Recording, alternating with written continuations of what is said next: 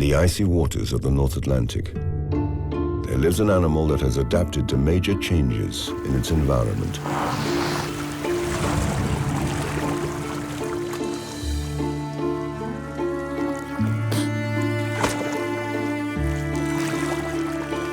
Adept at hunting fast, elusive prey, it is one of Europe's largest predators.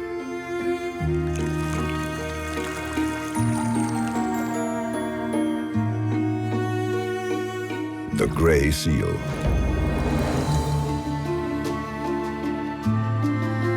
The name conjures up images of appealing pups or amusing antics. And yet, there is another side to these creatures. They have always been targeted by formidable predators. And recently, members of their own species have turned traitor. Nowadays, they can be found swimming up rivers or hunting porpoises. To understand their changing behavior, we must follow in their wake and learn more about their lives in the changing seas.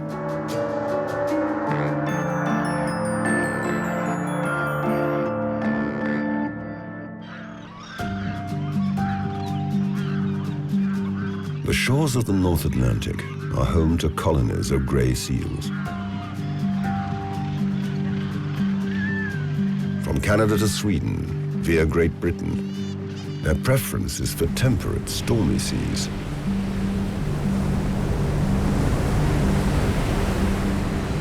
Since seal hunting was banned at the end of the 1970s, the population has grown around 10% each year. But in the last few years, their numbers have leveled out. Today, scientists are just beginning to understand why.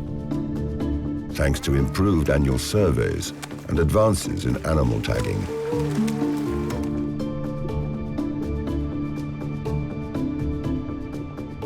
Though their coastal activities were well documented, scientists can now uncover their movements at sea, their offshore hunting grounds, and their unexpected prey.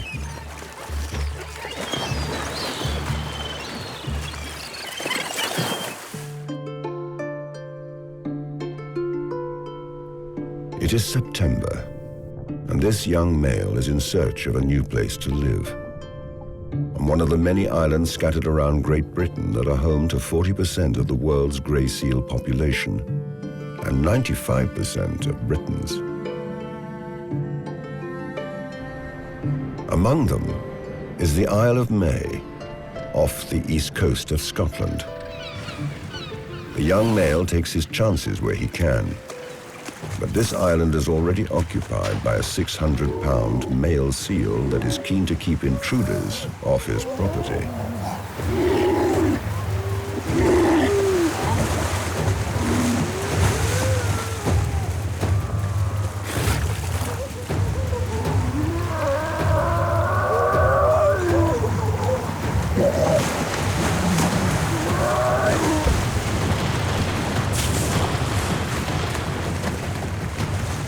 The young pretender has no chance against a heavyweight of this size and beats a retreat. Scientists previously believed that seals were philopatric. In other words, they returned to their birthplace to reproduce. But tagged or ringed seals have shown that that is not always the case. They have discovered that a young male is able to swim more than 600 miles in his search for a new territory. The young male is looking for the ideal location, an isolated island that is never completely underwater. Other seals have had the same idea, and the current occupant makes his feelings perfectly clear.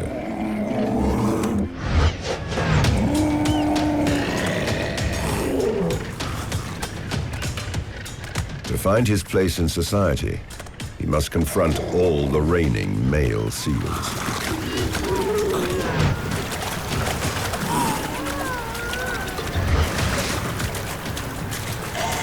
can't take the heat, he must step down. After several weeks of wandering, the young warrior finally arrives at the Orkney Islands in the north of Scotland. The high cliffs of the island of Westray seem completely inaccessible. Since the beginning of his odyssey, he has swum up the entire east coast of Great Britain, covering a distance equivalent to a marathon a day. Finally arriving at Faray, with its seemingly deserted shore.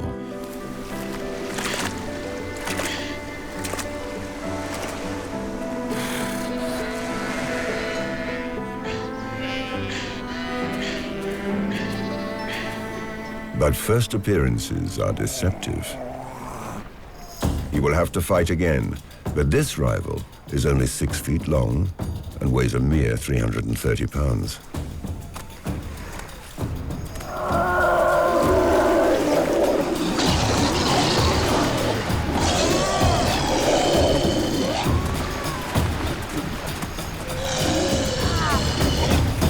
He wins the fight, but at a price. With the breeding season approaching, he must defend his territory with no time to feed. A week after his triumphant victory, he is rewarded with the arrival of female seals that he will protect from intruders. They are smaller, thinner, paler, and prettier.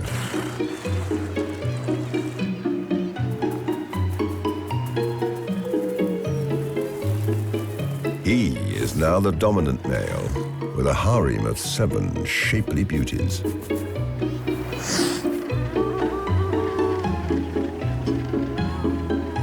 For the next 6 weeks, he needs to keep a close eye on them.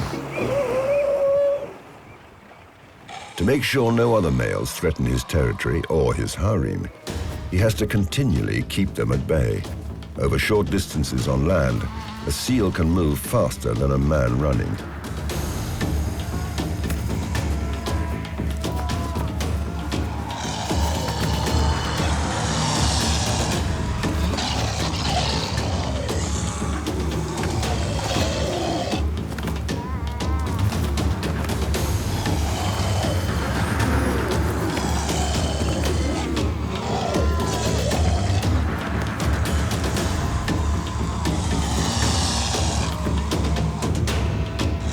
From the age of 10 until they die around 15 years later, male grey seals will have to fight around 20 times each autumn.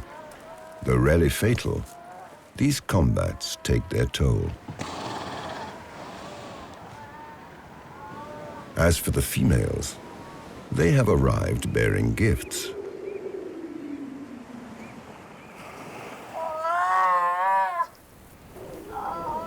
Impregnated 11 months previously, they have returned to give birth. Grey seals are the largest wild animals to reproduce on land in Great Britain. Curiously, each year, 10 females are born for every 7 males. These half-brothers and sisters are born just a few days apart. Despite their appealing looks, seal pups fail to arouse any paternal instinct in the male, who has no involvement in their upbringing. Females only take care of the pups for 18 days, the length of the short feeding period. During this time, the young consume milk that is more than 50% fat. Drinking 10 pints of milk a day, they quickly pile on the pounds.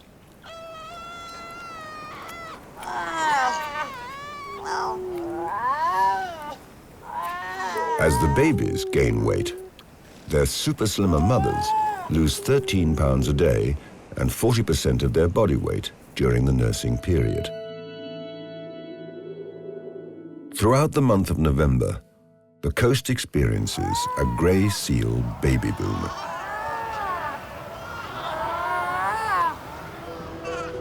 On the island of Faray, around 12,000 grey seals pile onto the beach each autumn. It's the second largest colony in Great Britain. Since 2008, the island's population has increased by a mere 4% each year. a drop of 2/3 compared to the 1980s. Yet the birth rate remains high. Over their lifetime, females give birth to a dozen or so young, but when the pups are left on their own, they suffer high mortality. After 2 weeks sheltering from storms in the mud, some females invite their young for a refreshing dip. Lured by their mother's milk, the budding swimmers get their first taste of the bracing water. It's a highly successful teaching method.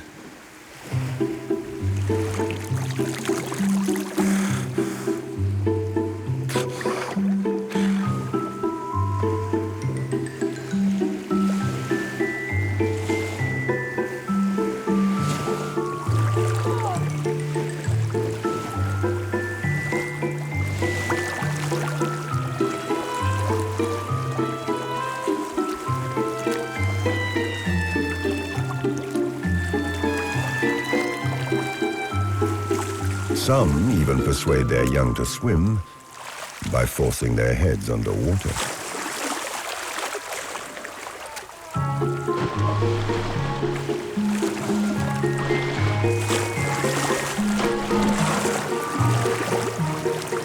With little insulation, the youngsters start with short forays, then venture out on their own for longer periods. Unaware of the danger, a new danger, an adult male.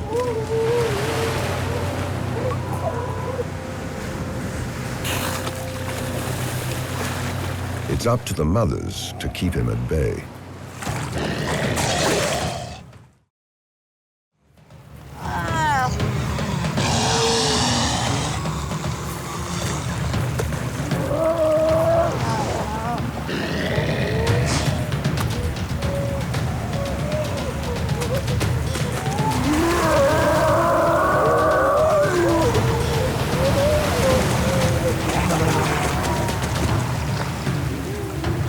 By grouping the youngsters together, the females manage to curb the males' advances.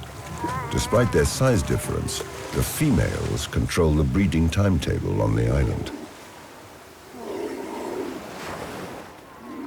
The females don't eat during the nursing period, and after 18 days, they no longer produce enough milk. It's time to wean the pups. Their independence is manifested through molting. Bit by bit, their snowy white fur is replaced. Anything goes when it comes to fur removal.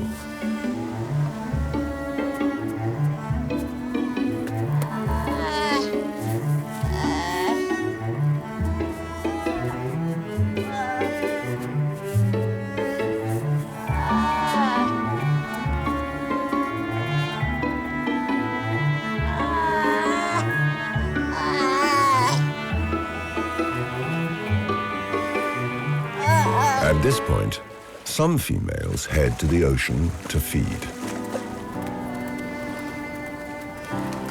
The youngsters will probably never see them again.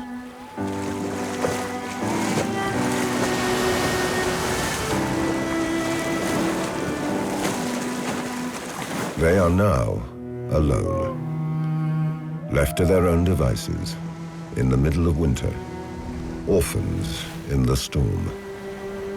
Half of them will not survive this brutal change. And recently, they have been faced with an enemy from within their own ranks.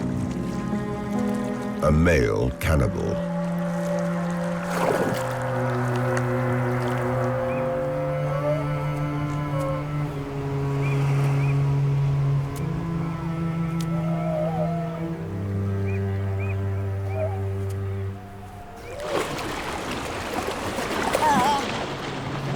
It's an unfair fight. The large male uses all his weight to restrain his prey.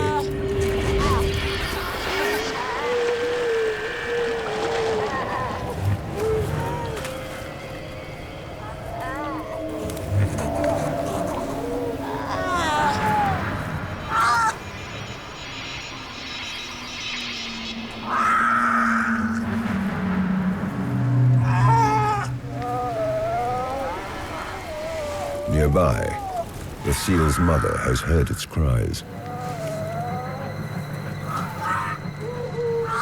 She distracts the cannibal.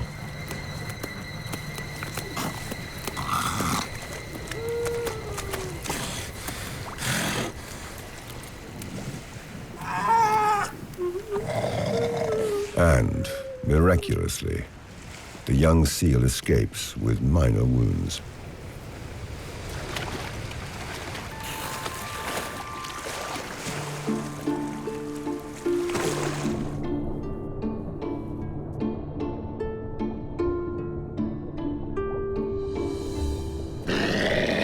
But the male is a serial killer. He looks out for mothers leaving to take advantage of their isolated youngsters. This time, nothing can distract him.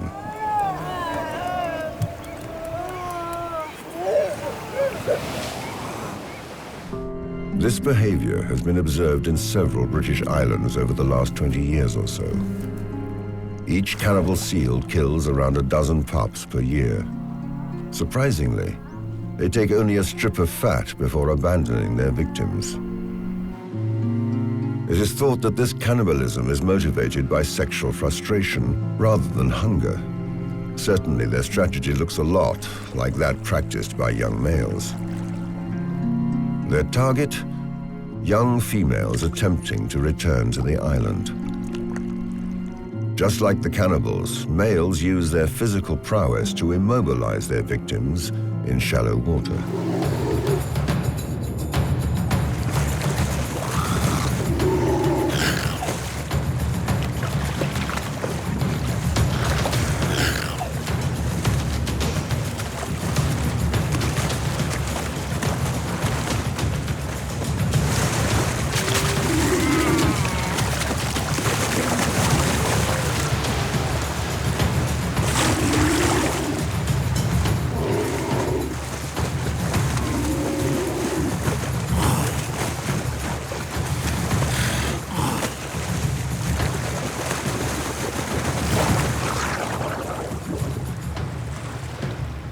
The female puts up a fight, but gripped by the neck, she cannot escape.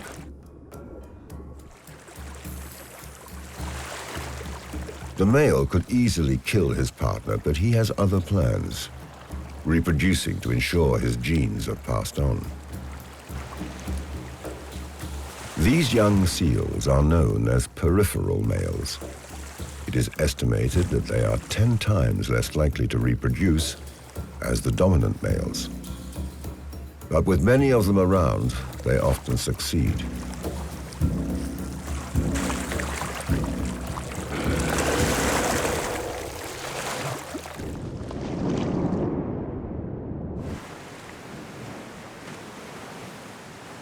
December marks the end of the mating season. All the females have left the island. Only a few solitary males linger.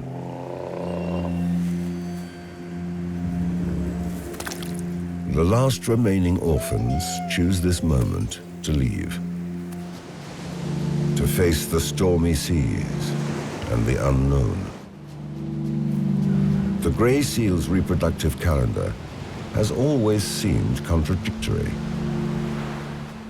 The pups are abandoned in the middle of winter in extreme weather conditions.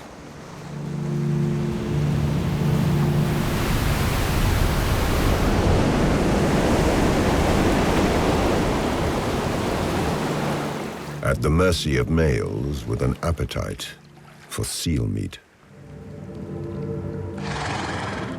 The young need to escape without being seen by the cannibal.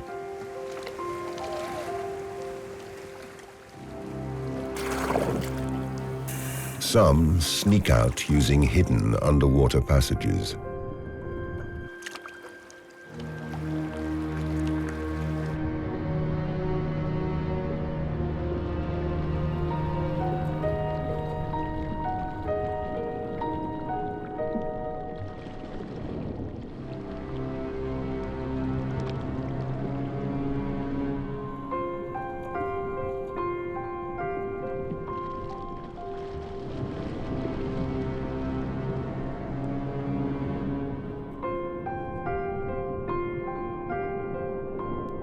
Luckily, the fault lines lead to the deep sea.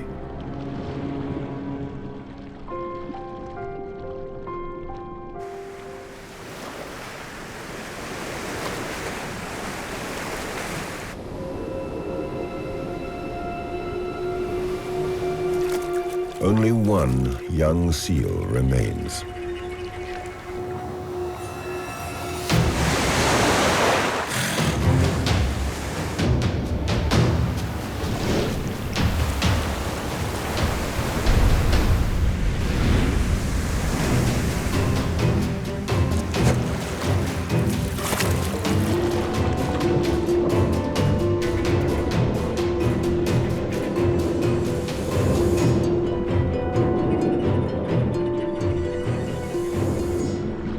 It cannot evade the cannibal's keen senses.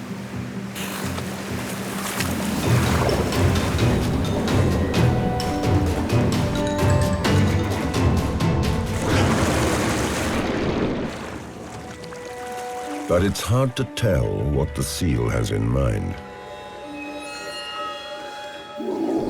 If his aim was to kill, his plans have been foiled. He can't control the pup in deep water.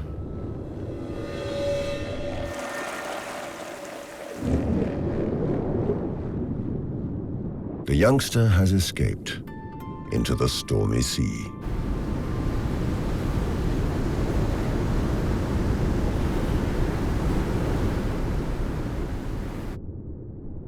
Its future will be forged in the wild water.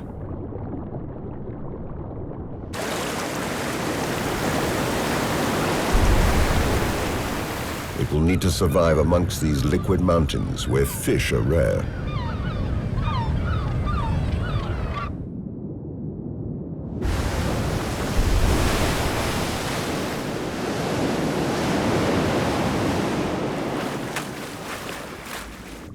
During the first few months at sea, the seal's fat reserves start to diminish in the icy water.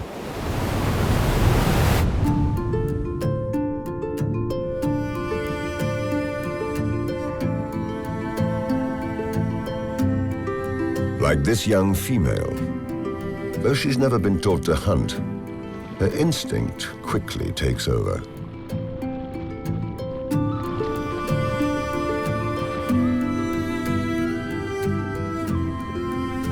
Though seaweed, the salad of the seas, will not keep her going for long.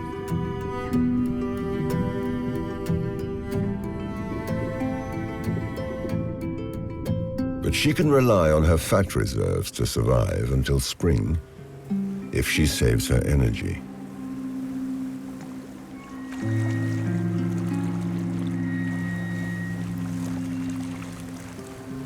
Since cold water burns fat more quickly than the air, young seals pass some time on land to conserve energy. On average, they spend a day on land for every 4 days at sea. They learn to use their senses by instinct.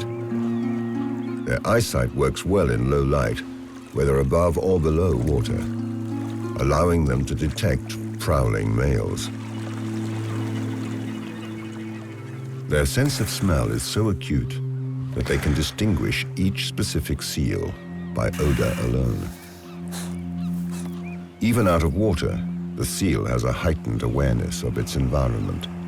Their whiskers are 10 times more sensitive than a cat's. Even in total darkness, they can sense vibrations created by moving bodies. These vibrations are not those of a marauding male. This tub of lard takes advantage of some cold water therapy. While he sleeps, he regulates his temperature by keeping his body in icy water. The young seal can easily slip past while he's not paying attention. And it looks like the coast is clear. It's the ideal moment to head to sea.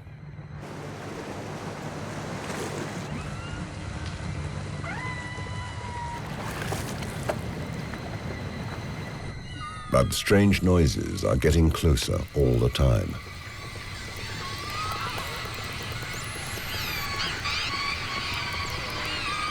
coming from all directions and mixed with clicking noises.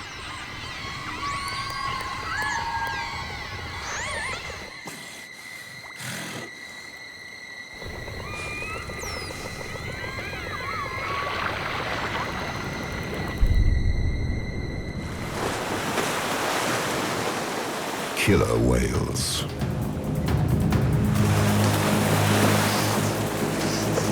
The whole family has come to hunt seals.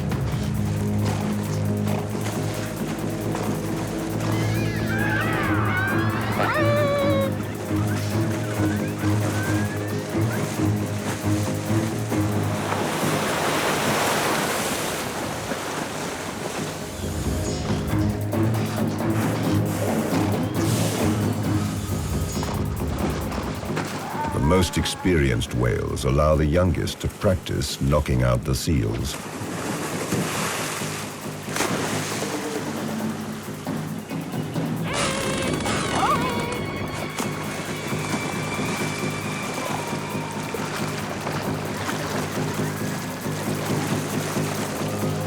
Before sharing the meal with the others.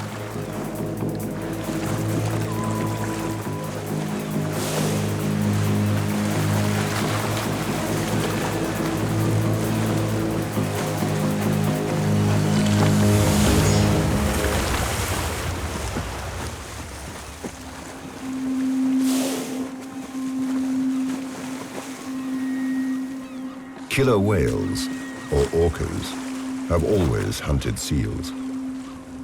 North Atlantic killer whales also eat fish, but since fish stocks are falling, they concentrate on seals, and increasingly, they can be seen close to the coast. So all seals, both young and old, must learn to live with these dark menaces.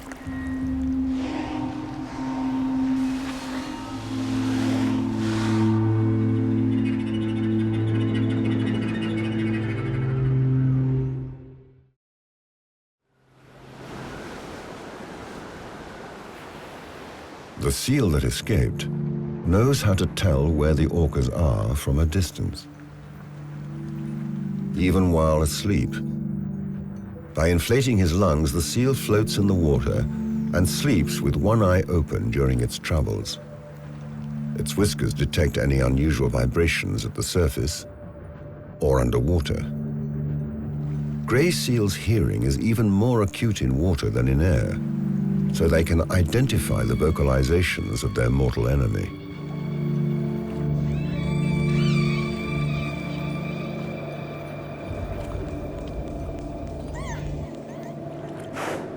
The mere sight of a dorsal fin terrorizes all the seals, and for good reason. Under the 6-foot black blade is a 9-ton predator. Killer whales hunt in packs and can reach speeds of over 40 miles an hour. The seals have no chance. Their only solution is to huddle together on a makeshift shelter. The killer whales cannot risk beaching on the barnacle-covered rocks, or they would shred their skin.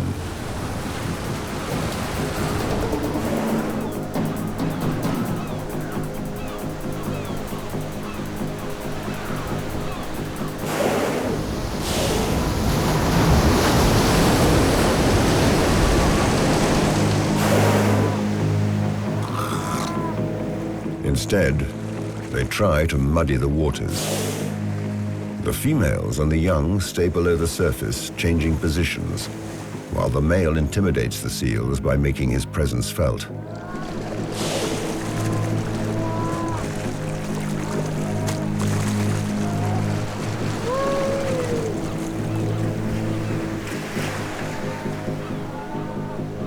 The seals don't budge.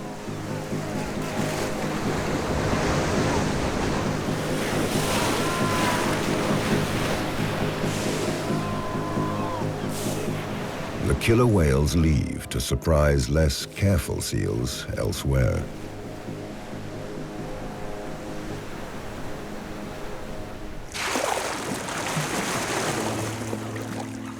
killer whales appear only at the end of spring and during the summer in Scotland,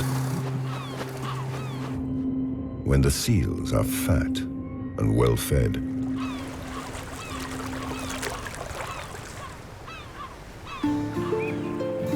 At the end of spring, all the seals have left the nursery in Faray. The increased sunlight in these northern latitudes stimulates an explosion of phytoplankton in the water. This microscopic seaweed turns the surface of the water green and attracts other animals. Fish and shellfish that provide food for predators. In the 3 years after leaving their birthplace, the young seals hunt these prey following the currents. With no place to call home, they disperse. One seal left Faray and headed to the north of Scotland, passing through the Pentland Firth, with its remarkable red sandstone sea stacks. Strange geological formations eroded by the wind and the sea.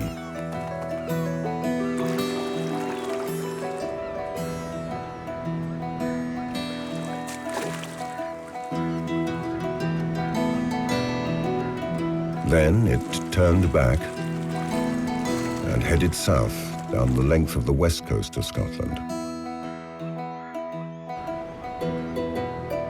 Without hunting lessons, the seal relies on its instinct and watches other seals and marine animals in the hope of sharing their feast.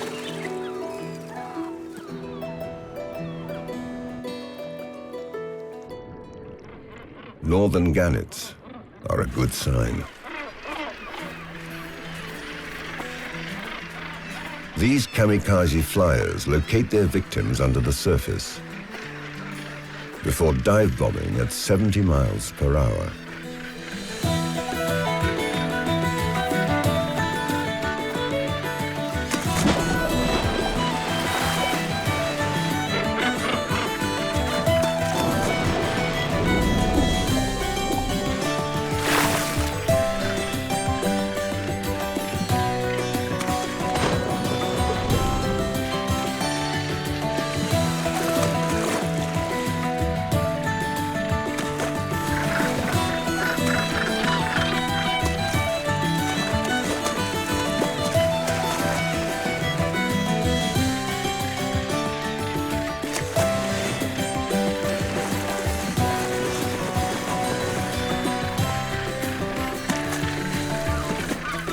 The seal and various seabirds gather round the gannets to finish off any leftovers.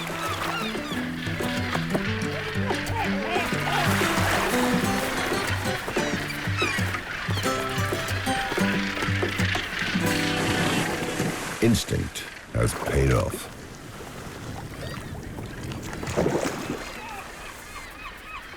As it wanders the coastline, this seal will cover more than 600 miles in 3 years, before finally reaching Ramsay Island in Wales. It is separated from the mainland by a narrow, funnel-shaped isthmus, where strong currents are created by the tides. They draw cold water and nutrients from the depths. 24 hours a day, they ensure a constant source of food for the hundreds of marine predators that gather in the pass. Among them are small, furtive whales called porpoises. This 130-pound speed freak battles the current to catch 10 pounds of fish a day.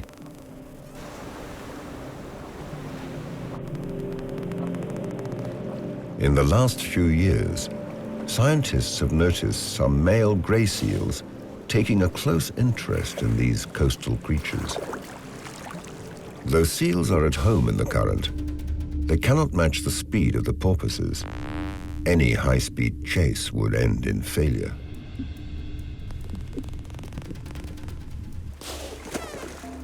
So they rely on a different technique, lying in ambush for their prey.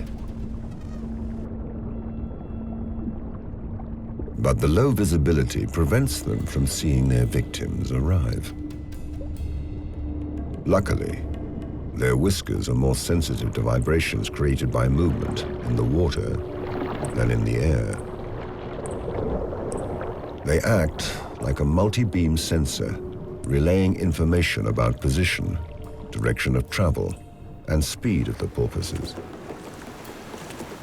So the gray seal lies in wait as the porpoises pass by, hoping to catch them by surprise.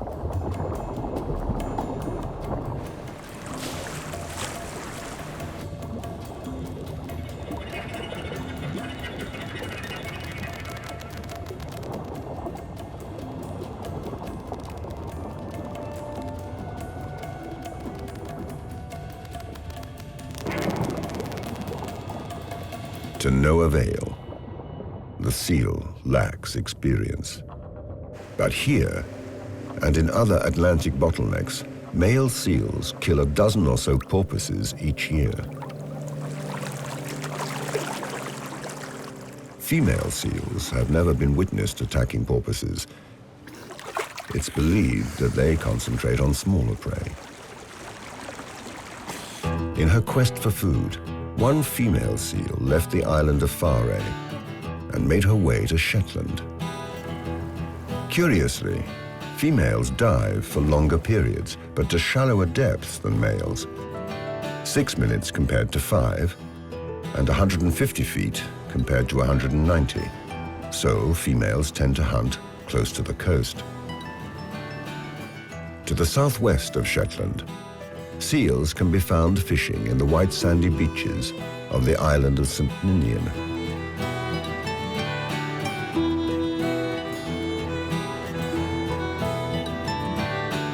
These sheltered bays conceal a hidden feast. The kings of camouflage are no match for the seal's whiskers.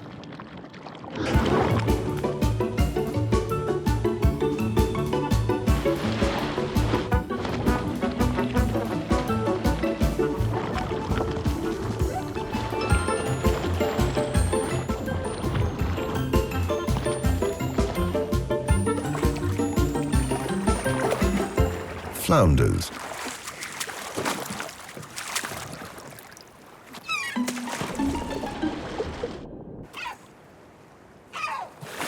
And beware of seagulls looking for leftovers.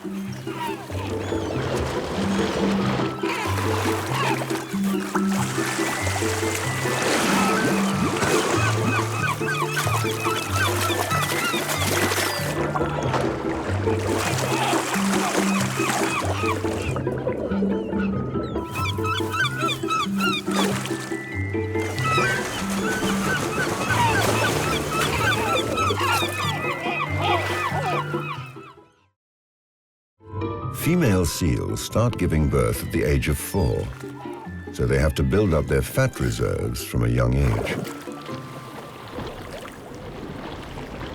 In their search for new hunting grounds, gray seals, including these females, discover a new world. A strange place furnished with colored balls and snoring monsters surrounded by concrete, adorned by seagulls. A changing ocean that requires all Atlantic predators to adjust. Even killer whales.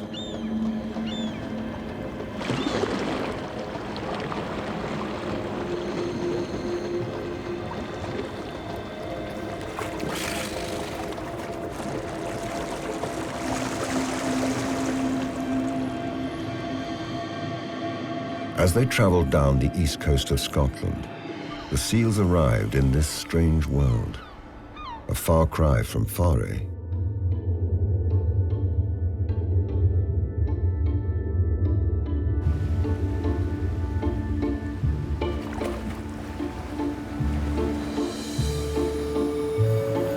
They notice that other grey seals are not perturbed by the presence of strange steel giants in the murky water.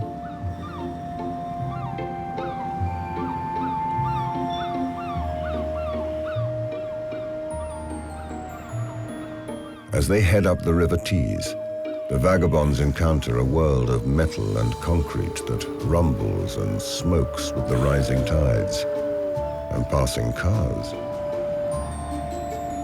They are not the only animals swimming upstream. As the tide rises, Atlantic salmon swim against the current in the hope of finding their spawning grounds.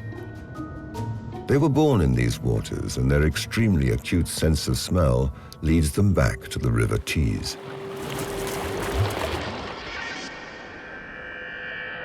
The seals hope to snack on these migrating swimmers.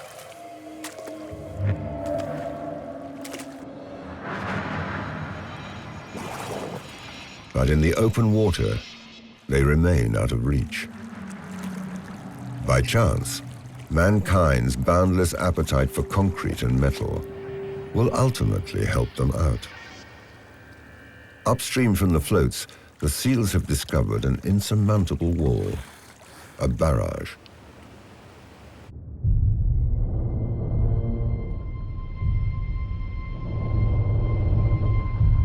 The current from the rising tide encourages the seals to converge at the concrete funnel.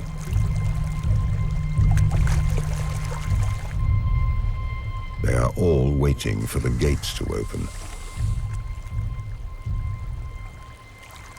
The influx of fresh water brings the salmon to the surface and within easy reach of the seals.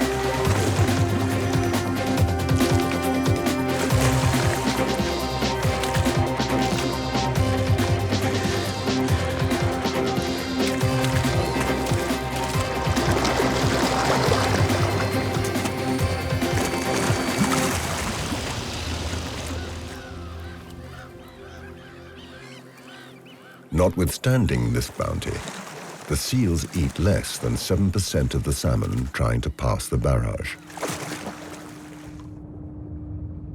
As the tide rises, the sea overpowers the river's current, covering the gates. The salmon can then head upstream to their breeding areas beyond the barrage. As for the seals, and particularly this female, they can digest their meal and relax in a foam bath.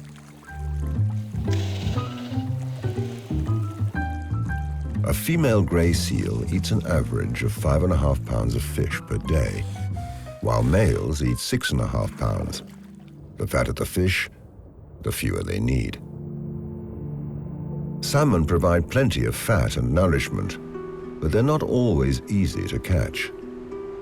As one female seal finds out, as she swims around Scotland, she discovers a range of strange cylindrical structures, a salmon farm.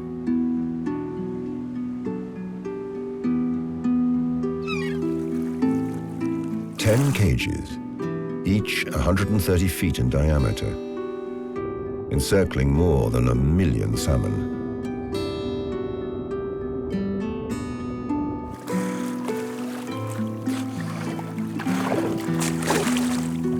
Just out of reach of the seal. About 350 salmon farms are scattered around Scotland's coastline. These cages create miniature ecosystems that are several hundred feet around. Fish food, excrement, and parasites pass through the cages to the fish that live outside. Like pollock, that are well within the reach of the seals.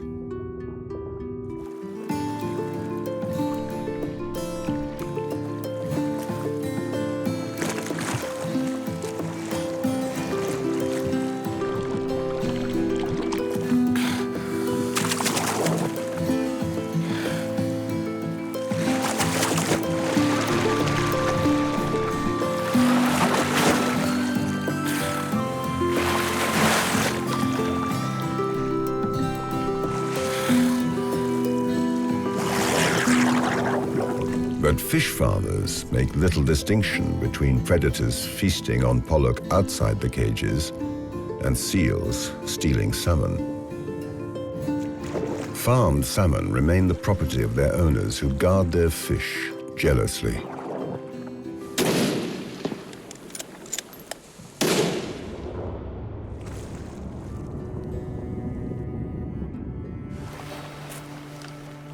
Grey seals pay a high price for their curiosity. In Great Britain, seals can legally be killed if they pose a threat to farmed fish.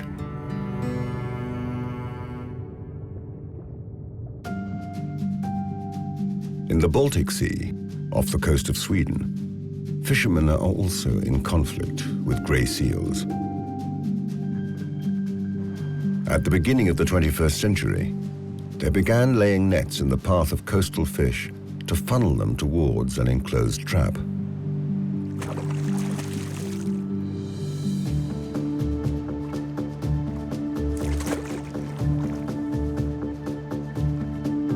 Seals follow the fish in their wake.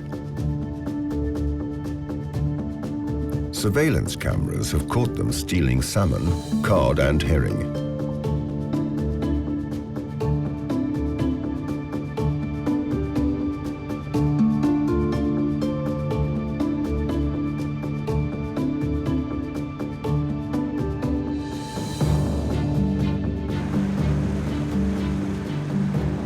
When the nets are pulled in, all that remains are leftovers. The Baltic Sea suffers from overfishing and dwindling stocks, but inevitably, grey seals are the ideal scapegoats for this overexploitation. The grey seal population has been severely impacted by accidental death in the nets and authorized culls. Since the start of the 20th century, half the seals in the Baltic Sea have disappeared.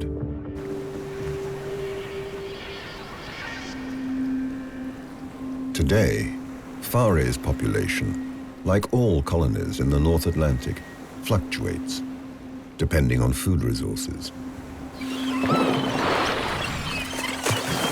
on new predators, and accidental deaths. Several factors that explain the stagnation of their populations. Today, there are fewer grey seals in the world than elephants in Africa. But grouped together around the coast, they appear to be plentiful.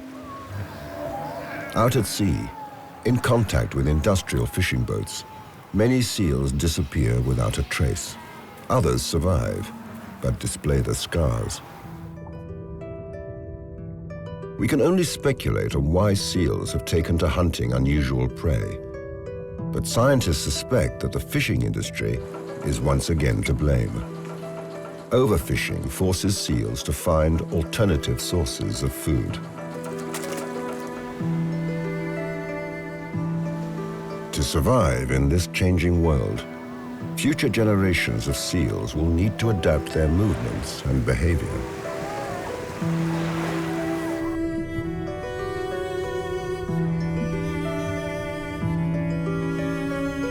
So seals that have come under fire in the north of Britain move south, many to Blakeney Point.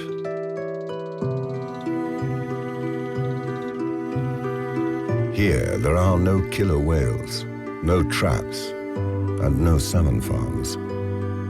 It's a new El Dorado, where seals are completely protected, on the same stretch of land where their populations were decimated during the 19th century. In 2001, 25 pups were born here. Today, more than 2,000 are born every year in what has become the largest reproductive colony in England. Proof that protection and a source of fish are enough for grey seals to prosper. It's a simple message for those that are prepared to listen.